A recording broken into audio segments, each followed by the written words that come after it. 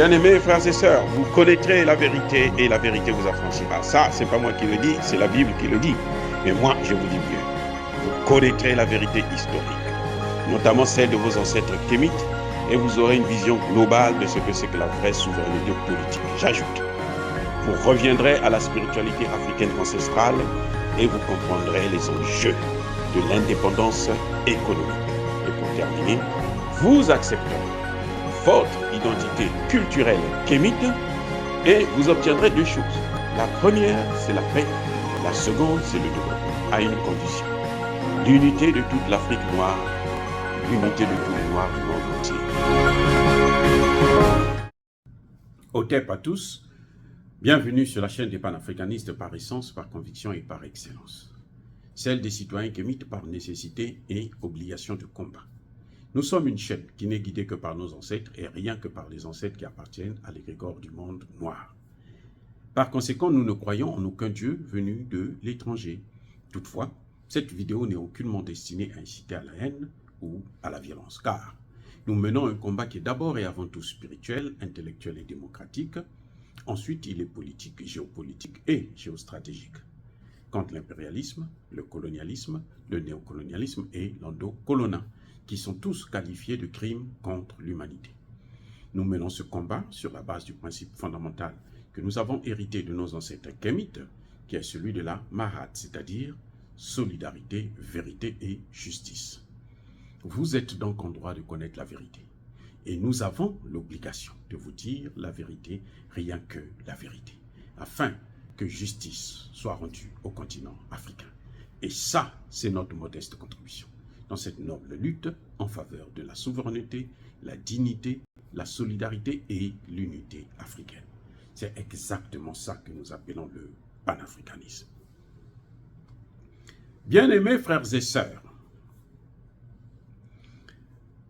Emmanuel Macron, vous le savez très bien, a convoqué plusieurs dirigeants de cette planète pour un sommet mondial sur un nouveau pacte financier. En fait, c'est Bretton Woods bis que Emmanuel Macron veut inventer, et sans le président américain. Parce que même s'il y a eu des autorités américaines, Bretton Woods, c'est le président américain lui-même qui doit venir en puissance pour gérer. Et aujourd'hui, la deuxième puissance, c'est-à-dire la Chine, ne devrait pas envoyer son premier ministre, le président Xi Jinping lui-même en personne devrait être là. Et donc, ça montre que Emmanuel Macron, quand il organise, on lui envoie des petits secrétaires, des assistants, des ceci, de cela, des directeurs de cabinet, des secrétaires généraux. Ça n'a rien à voir avec la réalité. Pour changer ce monde-là, ce n'est pas Emmanuel Macron qui peut faire quelque chose. Que les Africains, moi je m'adresse surtout aux Africains sur cette question. Emmanuel Macron n'a aucun mot à dire dans les grandes décisions de ce monde. C'est un nain géopolitique. Eh oui, Emmanuel Macron fait le gros dos en Afrique parce qu'il pense que l'Afrique doit toujours continuer à être esclave. Mais au fond, Emmanuel Macron n'a pas la parole devant les grands.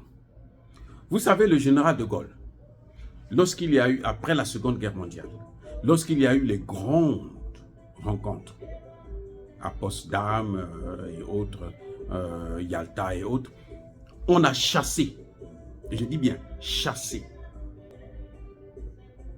Il y avait Churchill, il y avait Roosevelt, il y avait Staline. Voilà les trois grands. Il n'y avait pas la France. Le général de Gaulle, qui est un héros en France, n'était rien. On l'a chassé, je dis bien on l'a chassé. Et c'est là que lui, pour avoir la force, pour exister, il est allé prendre les pays africains.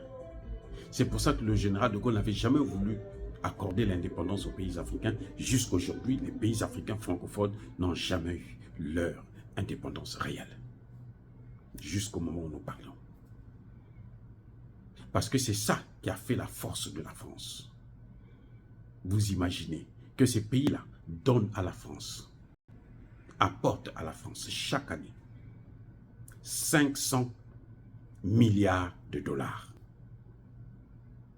Prenez ces 500 milliards de dollars là. Vous donnez ça à chaque pays. Chaque année, on donne à un différent pays en Afrique subsaharienne, en Afrique francophone. 15 ans plus tard, ces pays-là décollent. Donc, ce que la France fait là, c'est une agitation, c'est veut faire le m'as-tu vu, mais on ne peut pas faire, on ne peut pas refaire Bretton Woods à Paris. C'est pas possible. Je dis bien, c'est pas possible. Surtout pas sous la tutelle d'Emmanuel Macron. Parce que la France elle-même, elle est super endettée, à hauteur de 3 000 milliards de dollars. La France est un pays en faillite. Ce que vous voyez Emmanuel Macron faire là, c'est de la comédie. La France est un pays en faillite. Le déficit budgétaire en France, il est chronique depuis plus de 20 ans. Depuis plus de 20 ans. Et ce Emmanuel Macron, aujourd'hui, il veut créer un fonds d'investissement pour aider les pays africains à protéger les forêts, à accéder à la transition écologique. Ça dit que ce ne sont que les idiots qui peuvent écouter le discours de Macron, qui peuvent y croire. Il faut être idiot. Je dis bien, il faut être idiot. Il faut être un véritable imbécile pour croire à ce que Macron dit. Parce que, regardez, je dis, hein, la France, là, elle est plus endettée que tous les pays africains qu'elle a convoqués. Tous réunis, hein. Tous réunis. Ça, c'est un. Deux, les pays africains, là, vous avez suivi le résultat de l'argent de la diaspora? Nous qui sommes à l'étranger, là, on envoie en Afrique 53 milliards de dollars. Je répète, hein. Ça a augmenté de 6% cette année. 53 milliards de dollars. Lorsque les pays africains sont venus ici, et le président Joe Biden a promis leur donner 50 milliards pour les 54 États pendant 3 ans. Vous voyez? Alors que nous-mêmes les Africains, nous apportons à nos pays, au continent africain, 53 milliards. Donc, qu'est-ce qu'on va faire en France? Qu'est-ce qu'ils vont faire, nos dirigeants en France? Pour avoir quoi? Mais il n'y a pas que ça, la dette de la France. Emmanuel Macron, en ce moment, est en train de faire la courbette. Il s'agenouille devant Elon Musk pour que celui-ci puisse ouvrir une usine de fabrication de batteries de voitures électriques. Je disais que la France est en compétition avec les autres pays européens. Ça veut dire quoi? Ça veut dire que Emmanuel Macron a peu de chance d'avoir ce marché. Je dis bien peu de chance. Et quand il a ce marché, vous savez quoi? Si Elon Musk décide donc de créer son entreprise en France, il doit demander les exonérations dans les taxes, ce qui n'arrange toujours pas la France.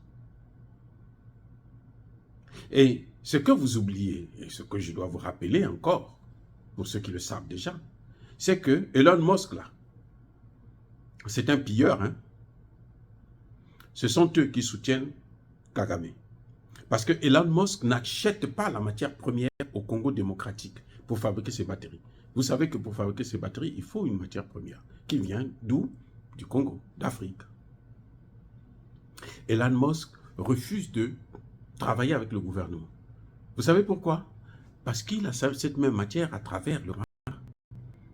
C'est pour ça qu'ils sont prêts à tuer tout ce qui bouge là-bas. Eh oui, c'est ça le problème. Comme Emmanuel Macron n'a pas pu aller prendre la matière première lui-même au Congo démocratique, puisque les Américains sont déjà là, les Chinois sont là, ainsi de suite. Donc, lui, il veut passer derrière Elon Musk. Et quand vous voyez la France insister comme ça sur un fonds d'investissement, vous savez c'est pourquoi? Parce que la France estime, comme les pays africains francophones, en fait ce sont ces jouets, ce sont ces caniches, ces paillasses. Qu'est-ce qu'elle va faire? Elle va envoyer, quand on envoie l'argent dans les pays africains, elle envoie les Français aller travailler là-bas, aller gérer cet argent. S'il faut construire par exemple, bon, on va prendre une entreprise française. Donc ça crée la richesse où? À la France. En France. Voilà pourquoi Emmanuel Macron se bat pour faire savoir des financements venant de l'étranger, parce que lui-même, il n'a pas. S'il avait les moyens, il allait commencer par financer dans son propre pays. Il allait financer la sécurité sociale. Il allait financer la caisse des retraites. Mais il ne peut pas. Et surtout que l'argent africain maintenant, ça tarde à venir. Les Africains sont en moyen pour contourner, au lieu de vendre encore les matières en utilisant le franc CFA, ce qui envoie 75% de leur richesse en France, eh bien, ils font le troc, ils négocient. Et là, si les pays du BRICS là, décident de créer une monnaie, c'est sûr qu'eux, ils vont utiliser cette monnaie-là pour faire leurs échanges, leurs transactions. Emmanuel Macron va être, comme on dit, hein, permettez-moi le terme, baisé, au pluriel. Eh oui. Eh oui. C'est ça le problème. Donc Emmanuel Macron, quand il se bat, ce n'est pas pour les Africains. En fait, c'est pour lui. Il se sert des Africains parce que lui, quand il saute, il prend l'élan sur les Africains. Et quand il tombe, il faut que les Africains amortissent la chute de la France. Ce que vous voyez, c'est du cinéma. La France préserve ses intérêts. Mais elle passe par l'Afrique pour gagner quelque chose. Parce qu'elle ne peut pas aller continuellement. Elle ne peut pas aller en Chine demander tout le temps de l'argent parce qu'elle n'a pas de matières premières en échange. Les Africains vont demander l'argent en Chine là, parce qu'ils ont des matières premières en échange. Oui, ils disent, viens exploiter nos matières premières. Donc Emmanuel Macron lui compte, c'est une escroquerie politique. Alors, mais là, c'est une escroquerie à très haut niveau. Comme la plupart de ces chefs d'État bidons que nous avons, ce sont des chefs d'État que la France a adoubés, et donc, elle peut leur demander, bon, vous devrez m'envoyer le retour de l'ascenseur. Ces investissements-là, ce sont mes entreprises qui vont venir gérer ça et qui vont tout voler, bien sûr, comme d'habitude. Et le développement ne viendra pas. Et comme ça, dans 5 ans, on va encore appeler les Africains, venez, fonds d'investissement. Entre-temps, ils ont une dette qu'ils ont gardée avec Emmanuel Macron et qui va continuer à courir et puis générer des intérêts. Voilà exactement ce que ça veut dire, le fonds d'investissement. Ça n'a rien de bon pour nous, Africains, sinon que la misère, que l'endettement, que le sous-développement. Dire cela, c'est inciter à la haine ou à la violence. Non, il n'y a pas colère. Encore une fois de plus, bien-aimés frères et sœurs, soyez bénis, abondamment bénis. Je persiste et je signe par le Dieu des Kémites. Mais que tous ceux qui persécutent le continent africain le pillent et le déstabilisent, qu'ils soient noirs, blancs, chinois, arabes, indiens ou qui qu'ils soient maudits, punis, foudroyés, neutralisés, effacés, écrasés par ce Dieu des Kémites et par nos ancêtres angélisés. Vive l'Afrique éternelle. J'ai dit et j'assume.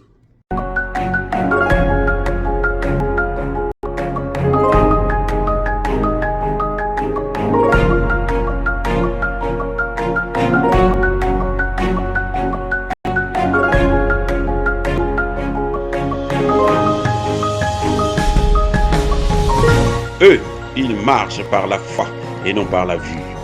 Mais moi, je vous conseille vivement de marcher par la connaissance scientifique et historique, notamment celle de nos ancêtres kémites, par les 5 sens et par l'intelligence. À vous, à Pierre.